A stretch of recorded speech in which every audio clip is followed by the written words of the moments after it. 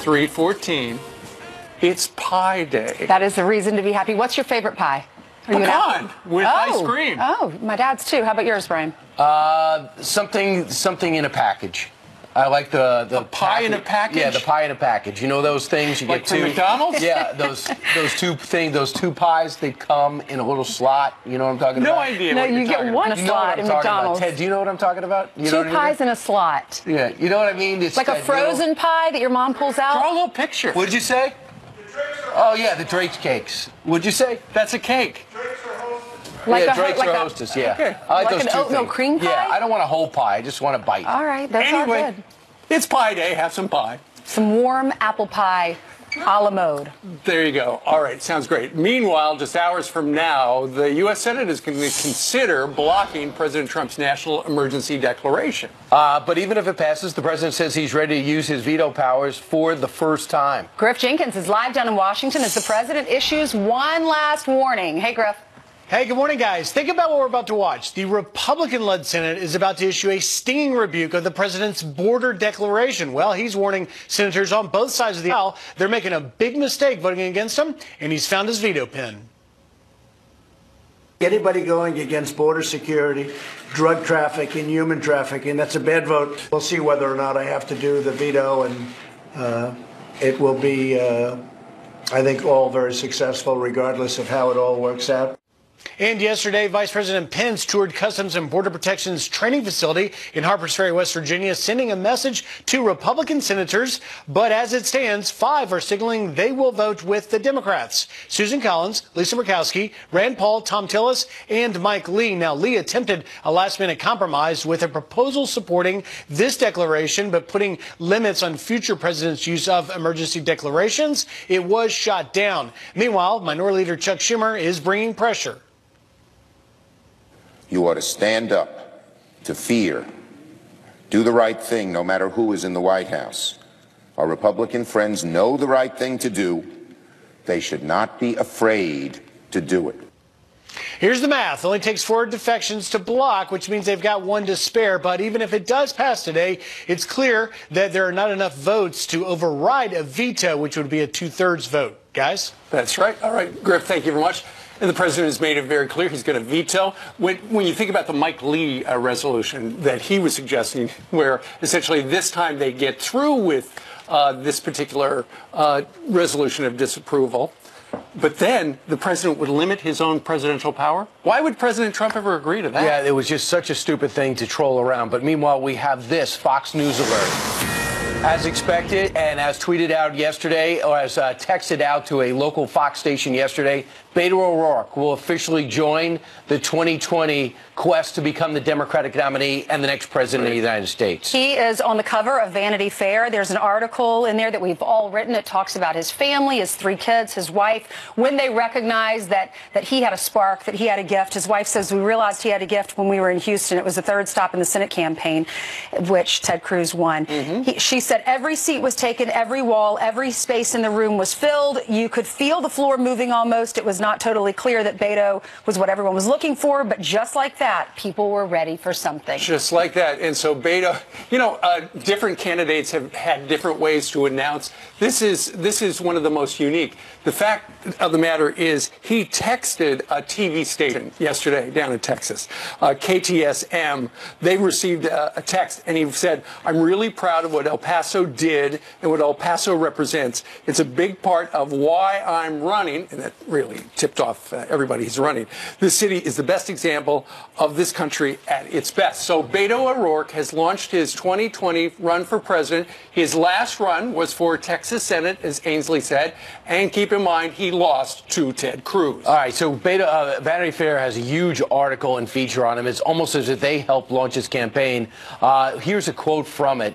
He says, I want to be in it, man. I'm just born to be in it. They also point out that he has this huge library, as if it's a big plus that he reads books. We would assume that. And he talks to all the presidential libraries there, and the writer writes, there's always a sense that he belongs on that, as if a book of president's going to be in there. But listen, he's got a lot of charisma. He's got a lot of presence. I know one of the reasons he's not running for Senate is because he personally gets along with Senator John Cornyn and didn't really relish the fact of running against him. But, man, I know Abraham Lincoln did it, but his very tough to lose an election for the Senate and then try to get the ultimate prize, and that's the presidency. That's right. He says his biggest vulnerability is being a white man in a Democratic Party that's yearning for a woman or a person of color. He says what's different. He was complimenting some of the other candidates in the Democratic Party in the article, but he says he's a youthful uniter. He's willing to listen and learn from right-wing voters, and he's willing to work with Republicans, he says. Okay, keep in mind he is from down in Texas. What does he stand for? Well, he has been in the U.S. Congress. He's had some posts in local politics down in El Paso. Here are some of Beto O'Rourke's positions. While the President of the United States is for the wall, Beto O'Rourke is against the wall. He voted against ICE. He voted against Kate's Law. And he voted against the Trump tax cuts. But wait, there's more.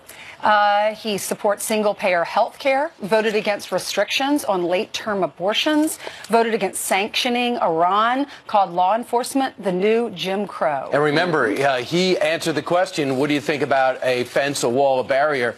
If he's elected, he wants to take up the barrier. He said take out the fence. Right. So, man, you talk about a different policy when it comes to border control. I don't know how many people in Texas are going to feel about that, San Diego, New Mexico, or Arizona. But President O'Rourke would have a free-for-all at the border or good electronics. Well, you know what? It would be a binary choice. One person, if it were Beto O'Rourke versus Donald Trump is for a wall. Beto O'Rourke wants to take the wall down. Karl Rove is somebody who is watched Texas politics for a very long time, and he thinks it's curious that Vanity Fair came out with this cover with the Fawning Review as well and said this on the channel last night.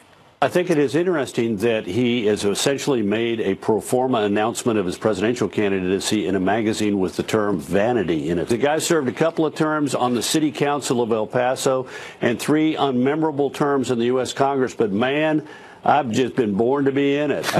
It's a pretty extraordinary article. Yeah, he just talks about how as a kid he was a screw up, embarrassed his dad. His dad actually stopped talking to him. Lots of colorful language in the article, right? Yeah, no kidding. He said in Vanity Fair, you can probably tell that I want to run. I do. I think I'd be good at it. But of course, ladies and gentlemen, it's up to all of you. Now let's see what the opposition research comes with other Democratic candidates who might not be impressed with Beto O'Rourke now that they're running against him. All right. Coming out on the stage on He says he doesn't prepare for any speeches. Yeah, I know. Right. He just goes out there and wings it. He says, and if I'm not prepared, I'll just go up there and introduce myself and then take a bunch of questions. All right. All right. So anyway, we're going to have the video. He officially has a video out.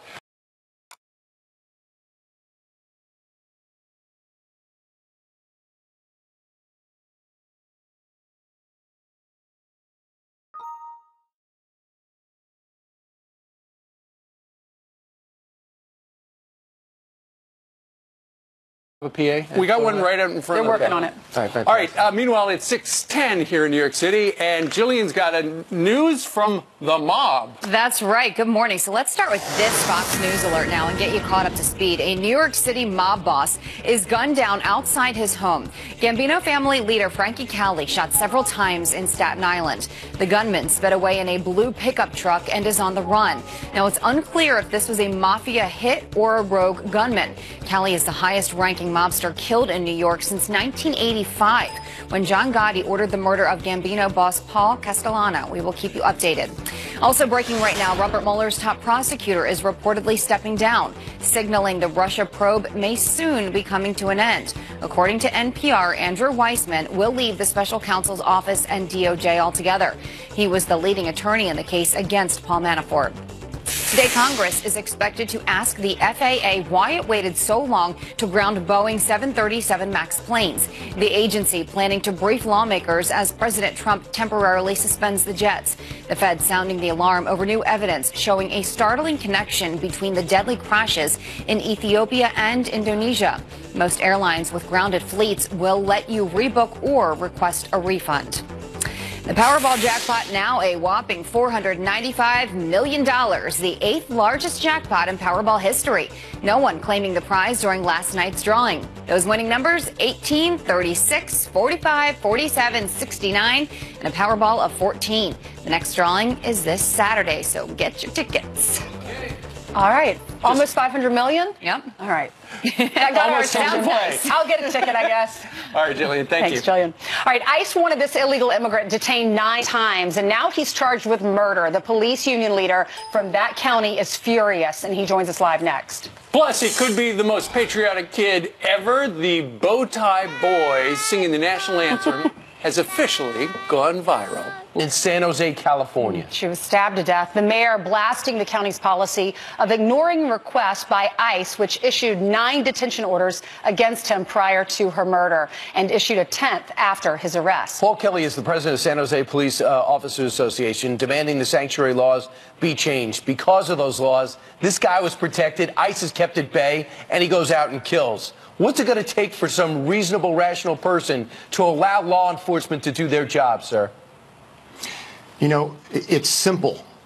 If you are undocumented and you are committing violent crimes and you're convicted, you should go to jail, do your time, and then be deported.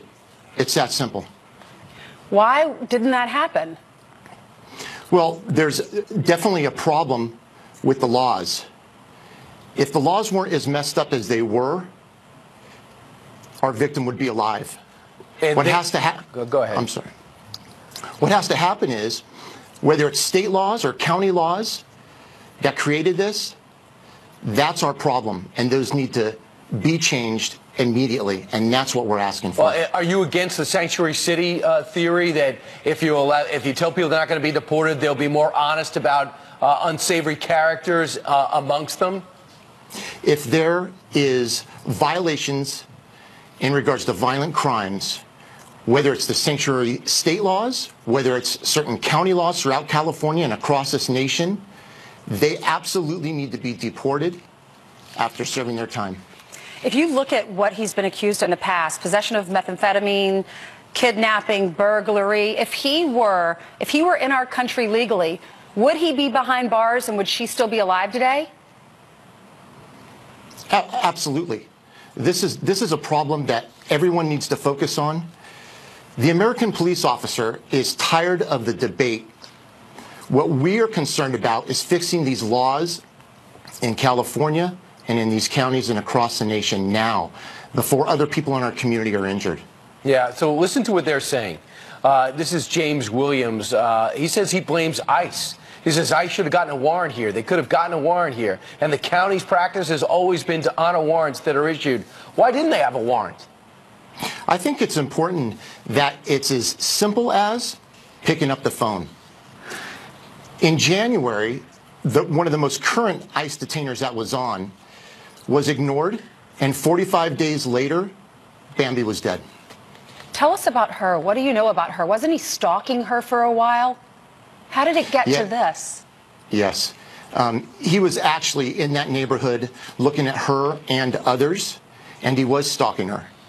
And essentially, what has to happen is these people need to get to the table, leaders, legislators, and seriously talk about what's going on in California in order to stop these laws, because they're not working. Let me ask something. If law enforcement gets together and starts pushing back on their own democratically led politicians in that state, that's pretty much the only thing you can do, because there's no Republican pushback or significant presence there. Absolutely. What I can say is this. This guy's a monster, and there's absolutely no reason in the world Bambi should have died. There's others that we obviously know and have talked about. Officer Singh in Newman, California. The same thing. In regards to deportation, we're not talking about dreamers and jaywalking tickets. What we're talking about is violent sexual predators that are convicted, and there should be no protection for them in this country if they do that. They should be deported. They're trying to protect illegals from ICE. That's the problem. That's what politicians are doing, trying to vilify ICE workers and ICE officers instead of vilifying the illegals. And as a result, this lady is dead, and she leaves behind a son. Thanks so much for joining us, Paul. Thank you. You're welcome. Felicity Huffman and Lori Loughlin sparking national outrage after being charged in that massive college scam. Tomi Lahren says it's time to stop idolizing celebrities, and she joins us next. Plus, a college team live in our London bureau. Benjamin, it's hard to imagine a bigger mess. And you know what, Brian Stephen Ainsley, things are going from bad to worse. Yesterday we saw members of Theresa May's own cabinet and government voting against her to remove no deal off the table. That was one of the key threats she had against the European Union. Parliament now rejecting both no deal and also her deal, which they have said is some kind of a useless middle ground. So now Theresa May threatening Parliament with a stark choice. She's saying, look at my deal again, or we risk staying inside Europe. The options before us are the same as they always have been. We could leave. We could leave with the deal which this government has negotiated over the past 2 years. We could leave with the deal we have negotiated but subject to a second referendum. But that would risk no Brexit at all. The European Parliament are now asking the UK to decide what exactly it is they do want, what relationship they want, having rejected everything else. And today, they made steps forward to decide whether or not they should open trade talks directly with the Trump administration. So today, we will hear another vote in Parliament, and they'll be voting to see whether or not they should extend Article 50, delay Brexit. That means there's every chance from there that the UK doesn't leave the EU. Back to you. Clearly an emotional issue. Thank you so much, Benjamin. That's a nice way of saying it's a mess. Like Brian You said, can't even hear her big mess. screaming over her. All right. All right, it is the largest college cheating scam ever prosecuted. And it's going to get bigger. Operation Varsity Blues busting the rich and famous in some cases, like, for example, Felicity Huffman and Lori Loughlin, for paying millions to get their kids into elite colleges. Here with the reaction to the ongoing fallout is Fox Nation host Tomi Lahren, who's out on the West Coast where a lot of these celebrities live. Tomi, what do you make of Operation Varsity Blues? Well, listen, in Hollywood and elsewhere in the entertainment industry, when they're not cozying up to or covering up for people like Harvey Weinstein, Jussie Smollett, R. Kelly, the list goes on, they are bribing to get their children into elite universities. And look, this is really par for the course. They don't think that they're going to get caught because these elitists really never think that they're going to get caught. They think that there's a separate system for them, that they deserve it, that they're entitled to this. Meanwhile, they preach all the time about fairness and equality, and they are the moral wardens of our time, and then they do something like this. I wish I could say I'm surprised, but sadly, I am not at all. Dr. Drew had this to say about the whole issue. Watch. All roads lead to narcissism. Really, we've had a narcissistic turn in this country for the last 30 to 50 years. When I first started working in a psychiatric hospital, I saw all kinds of different personality disorder diagnostic spectrums. Around the mid-90s, cluster B was all we saw 100% of the time. Sociopath, narcissist, borderline. And if you are a parent, your child is an extension of you, and you cannot stand to see them uncomfortable. And so you have to save them from every discomfort. What their achievements are your achievements. So you have to make sure they achieve. It's a freaking mess. Yeah, and tell you what, Tomi, on top of that, the daughter from Lori Loughlin's daughter, when she gets word that, you know, her mom's caught up in the scandal and she doesn't really belong at USC, she is actually on a yacht with one of the USC trustees. Worth $100 million, the yacht. Yeah, it really doesn't surprise me at all. And again, this is really bigger than just this scandal. This is just Hollywood in general. We idolize these people. We give them so many passes. After everything that's gone down with the entertainment industry in the last 3 to 5 years specifically, why are we still giving these people a pass? Why are we still idolizing them? Why are we still allowing them also to be the instructors of morality and listen to them on a variety of issues? Again, we need to throw it out. We need to pay attention to average Americans and experts and stop giving Hollywood so much credit because they don't deserve it. And it's okay to make a lot of money. It's just you can't break the law. You can't think that you're better than everybody else. Well, absolutely. And again, I think people are starting to see that the layers being peeled back on those in the entertainment industry, and we're going to be more skeptical, as we should be, and I hope that we are. Now they've got to figure out what to do about the kids in school. That's coming up. Tomi, thank you very much. We'll be watching you at Fox Nation. Thanks, Tomi. Thank you, guys. Yeah, USC says we're going to do it on a case-by-case basis. Well, because most of the kids didn't know what their parents were up to, so that everybody's in a pickle. All right, meanwhile, a bullet comes feet away from hitting a woman inside her home, but she says she was saved by God. If it hadn't had the metal there, it might have came on in and hit one of us. It just means he's looking out after us. Well, there you go. The incredible story of divine intervention coming up next. And Pete Hegseth just sat down for an exclusive interview with our vice president. What is he saying about the crisis? Moment of truth for this country and for every single one of us. The challenges that we face right now, the interconnected crises in our economy, our democracy, and our climate have never been greater. We can invest in the dignity of those who work and those who seek to work. We can ensure that every single American can see a doctor and be well enough to live to their full potential. And all of us, wherever you live, can acknowledge that if immigration is a problem, it's the best possible problem for this country to have. We are back with a Fox News alert. You just heard from Beto O'Rourke officially launching his bid for the White House. The former Texas congressman throwing his hat in the ring after losing his congressional campaign to Senator Ted Cruz last year.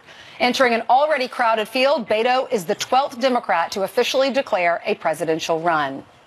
O'Rourke became a political celebrity, turning to social media to mobilize young voters and minorities. Let's bring in Pete Hegseth, the Fox and Friends weekend co-host.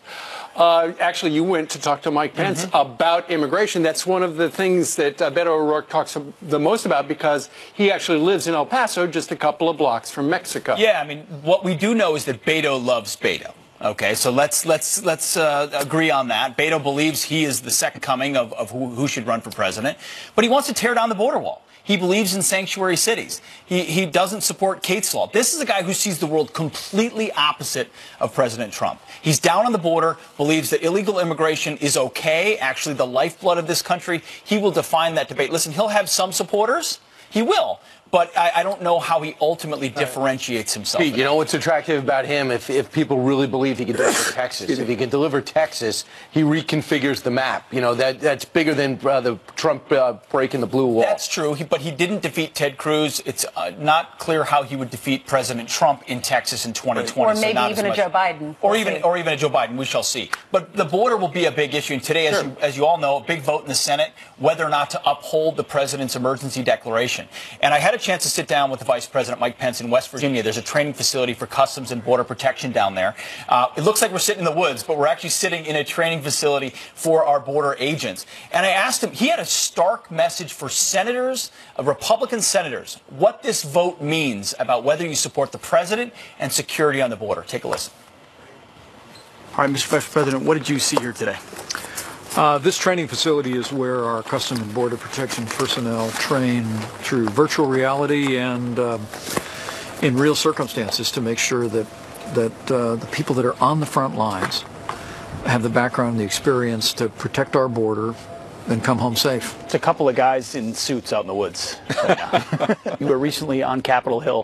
The president declared a state of emergency on the border to get access to funds to build the wall that Congress wouldn't build. What is your message to senators on Capitol Hill? It's Republicans at this point wavering on where to vote on this. It is undeniable that we have a crisis on our southern border.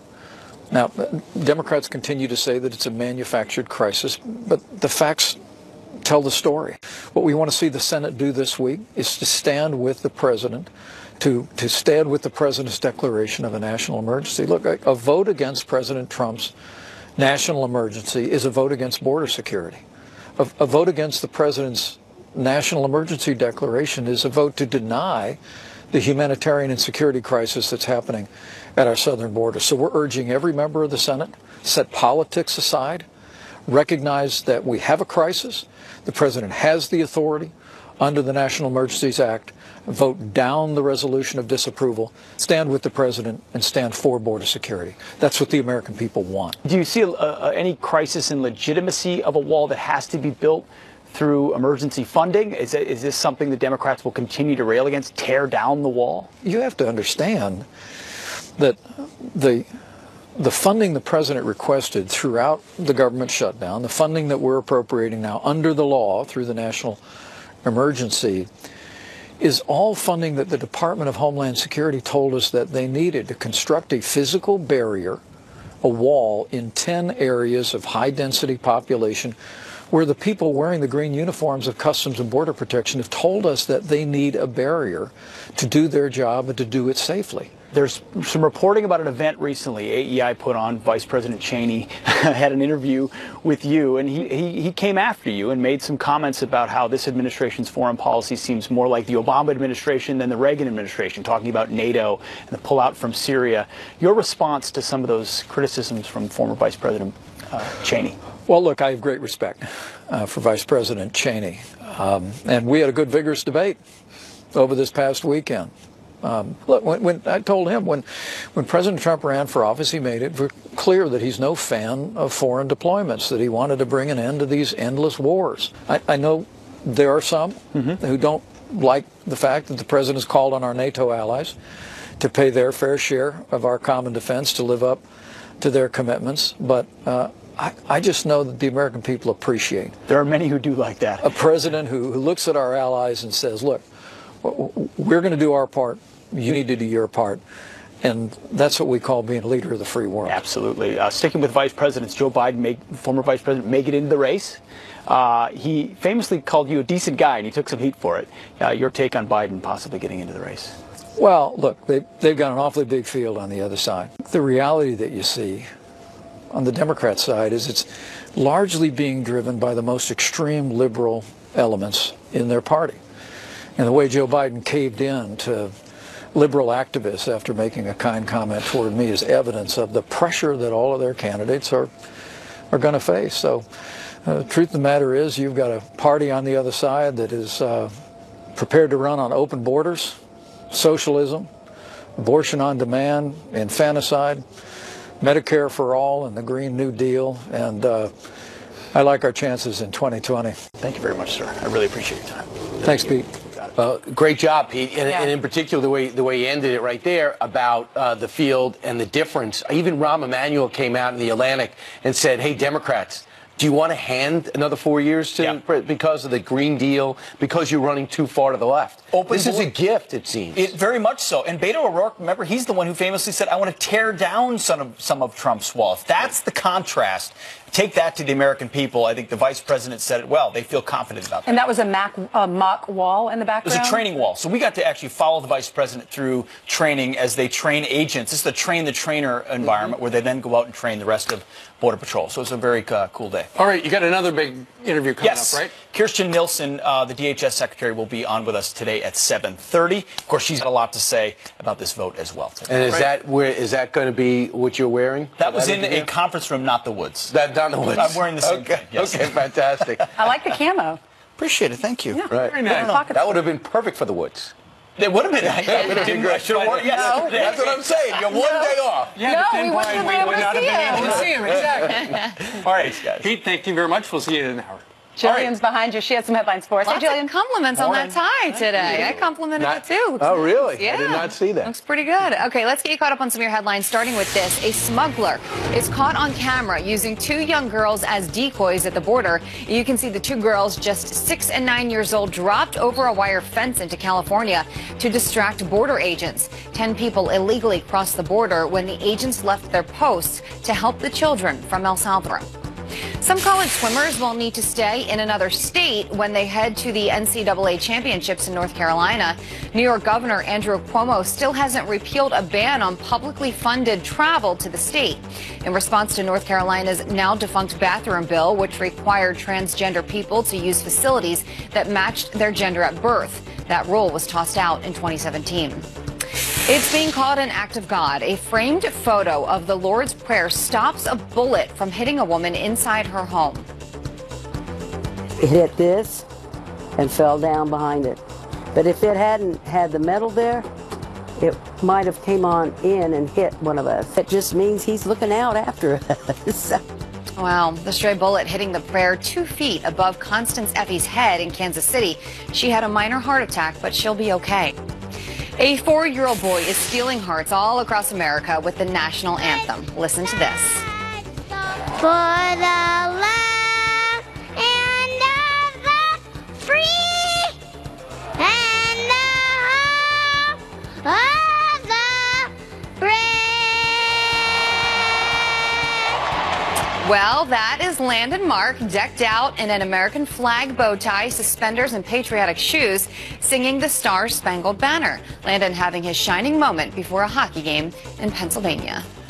That's incredible. 4 years old, and Yep. he knows all the words.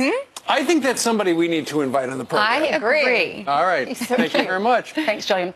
Well, Elizabeth Warren slamming the parents charged in that college admissions scam, but didn't she lie about being Native American on her bar card? Plus, breaking in Washington, Andrew Weissman, Robert Mueller's right-hand man, who's often on the left, reportedly stepping down the judge on what the...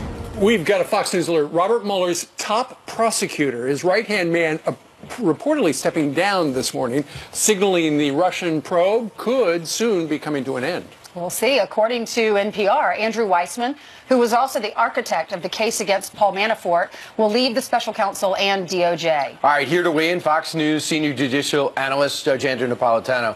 Judge, he's stepping down from a probe that's wrapping up. Is this big news? Well, it depends how you look at it. He's either stepping down because his part of the probe, Manafort, is now over. He didn't get all the jail time they wanted him to get, but he got enough, and it's over. He's now going to sit in federal prison and presumably be tried here in New York. That's one way to look at it. The other way to look at it is coming to an end.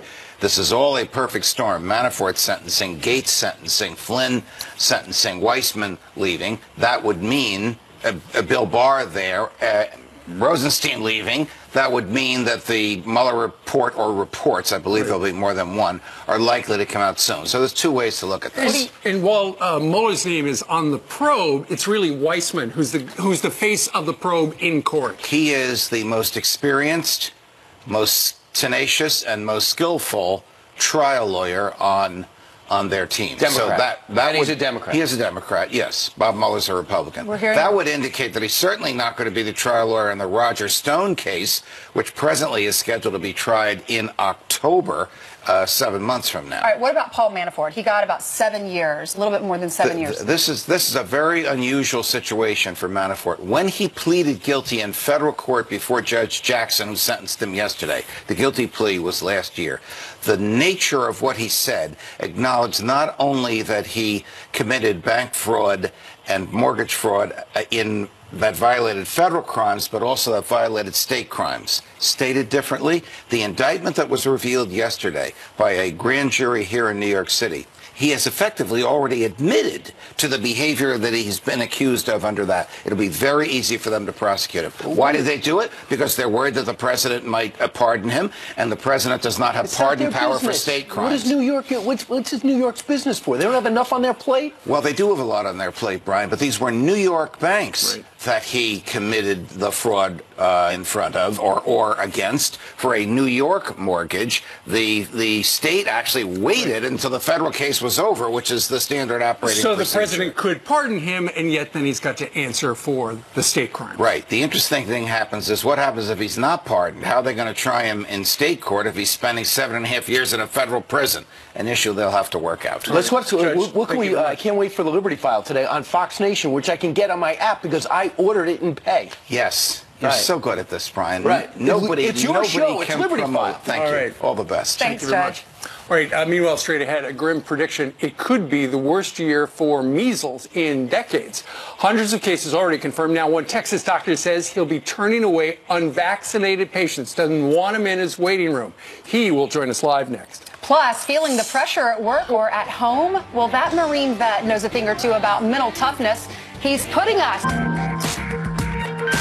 Well, measles used to be eradicated, but now the disease is spreading with nearly 280 confirmed cases, and the CDC says 2019 could be the worst year for measles since 1993. And now a Texas pediatrician is taking a stand, refusing to treat unvaccinated children at his practice as the number of measles cases in his state grows to 11. And that pediatrician, Dr. Albert Karam, joins us now. Thank you so much, Dr. Karam, for being with us. Good morning, Stephen Ainsley. Good morning. Tell us about measles. What are the symptoms? So measles is a very highly contagious disease. It is a viral infection, not a bacterial infection, so antibiotics can't help you for this. And it causes initially very bad runny nose, a cough, horribly red eyes, followed by a very particular rash that spreads throughout the body. In cases in which the measles spreads, side effects include pneumonia, which can be life-threatening, and then, of course, a devastating disease called encephalitis or inflammation of the brain. Right. I remember. I had it when I was a kid. Doctor, I understand you had it. You remember what that was like. If the disease was eradicated, why the comeback? So eradication was declared, I believe, by the CDC in the early 2000s. Comebacks are going to happen from several sources, international travel to countries in which the disease is not eradicated, and then travels will come back into the United States. But the thing we're concerned about is the large number of children who are unvaccinated, and if a measles case gets into that population of unvaccinated children, we will have an outbreak, and it will be bad. For those that think that measles is a benign disease, just as you said, I had it as a child. I remember my mother turning the lights on and I would scream with pain. Right. I remember looking at my skin at the horrible rash that I had. So I remember it as a 4 or 5-year-old kid. What, can you die from it? Of course you can. Of course you can. All we have to do is look in Europe right now, where there were well over 70, almost 80,000 cases, predominantly in Ukraine, and there were 70-some-odd deaths. Here we are in a modern society, in European society, with that many deaths. And these are preventable deaths. Right. This is a preventable disease. And that's one of the reasons you don't want to see children who are not vaccinated.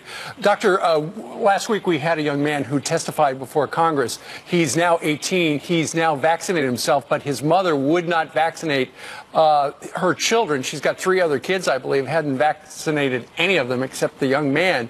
What do you say to parents who think that these vaccines are dangerous to their children? Vaccines are one of the true health accomplishments of mankind. We can talk about all the things that we've done, antibiotics and new surgeries and techniques and stuff, but truly vaccinations have to rank, in my opinion, as the #1 reason that we as a society are as healthy as we are. And so for parents who are doubtful about immunizations, I'm here today to tell you that I have immunized all 6 of my children. My wife and I are proud parents of 6 children. They are all immunized. Their children, my grandchildren, are immunized. Vaccines are safe. Vaccines are effective. Vaccines save lives. Okay. Dr. Karam, thank you so much. Sure. Have a good one. All right, back to the breaking news on the race to the White House. Beto O'Rourke is now in the race. More on his big announcement at the top of the hour. There he is on his couch with his wife. Plus, coming up on the show, Congressman Kevin McCarthy. We got Newt Gingrich. We got Dana Lash. And you. You're watching Fox and Friends live from